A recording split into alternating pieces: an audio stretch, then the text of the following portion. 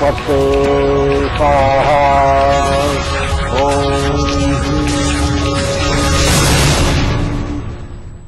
मंत्र के जरिए तांत्रिक को अब तक पता चल चुका है कि वह इंसानों को डायन बनकर सताने वाली औरत कौन है, मगर तांत्रिक उसका नाम बताने के बजाय गांव वालों को उसकी एक ऐसी पहचान बताएगा जिसके जरिए लोगों के लिए उसे ढूंढ पाना आसान हो जाएगा। आगे क्या होगा आप खुद देखिए।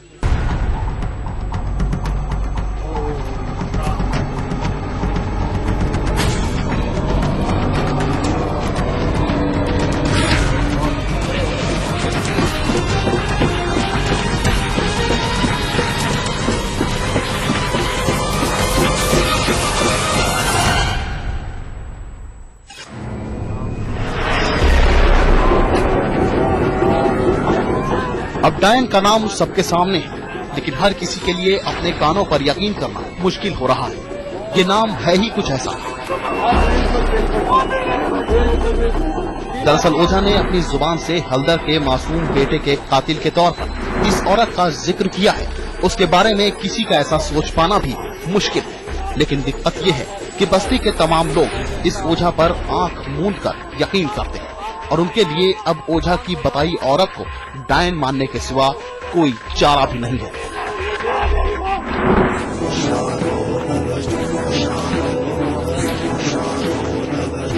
लेकिन मजेदार बात यह है कि ये ओझा सीधे तौर पर किसी औरत का नाम नहीं लेता है, बल्कि इशारों की एक ऐसी भाषा में लोगों को डायन का नाम बताता है जिससे सांप भी मर जाए और लाठी भी न टूटे।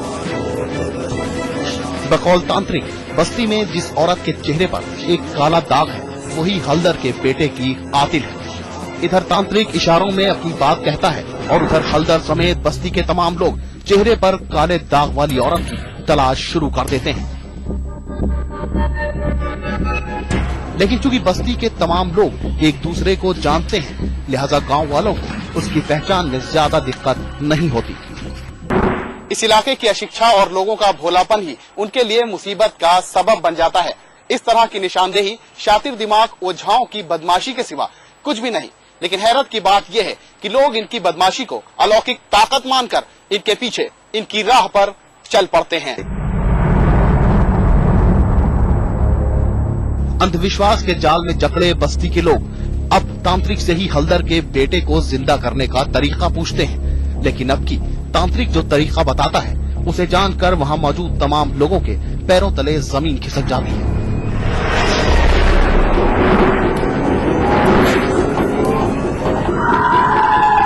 बकौल तांत्रिक हल्दर के बेटे को जिंदा करने के लिए उसे मारने वाली डायन की मौजूदगी में उसकी लाश को कब्र से खोदकर बाहर निकालना होगा।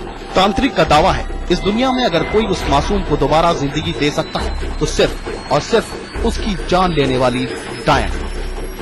यूरोप में 14वीं से 17वीं शताब्दी तक 40,000 महिलाएं इन्हीं मान्यताओं के आधार पर मारी जाती थी कि वो सुपर पावर लेके होती हैं, वो राजसत्ता बदल सकती हैं, किसी को खत्म कर सकती हैं, मार सकती हैं, कलेजा खा सकती हैं, बिल्ली बन के किसी के घर में जाती हैं, रात को खा जाती हैं, झाड़ू पर उड़ती हैं। यहां पर भी है कि पेड़ों से पेड़ों पर चढ़ जाती हैं, बिल्ली बन जाती हैं, हमारे यहाँ की झारखंड की, और किसी का कलेजा निकाल के खा लेती। तांत्रिक के बहकावे में आकर अब तमाम लोग बस्ती की ही एक ऐसी औरत को पहचान लेते हैं जिसके चेहरे पर एक काला दाग है, सोनामती। जी हाँ, यही नाम है उसका। अब तमाम लोग सोनामती को पकड़कर इसी तांत्रिक के दरबार में पेश करते हैं और फिर उस पर जुल्म और सितम का एक अंतहीन सिलसिला शुरू हो जाता है। सोनामती रोती है, चीखती है, अपनी बेगुनाही की दुहाई देती है, लेकिन यहाँ उसकी बात पर यकीन करने वाला कोई भी नहीं।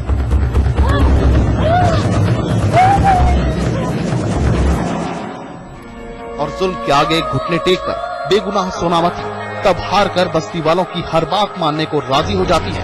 यानी अब बारी है कब्र से लाश निकलवाने की।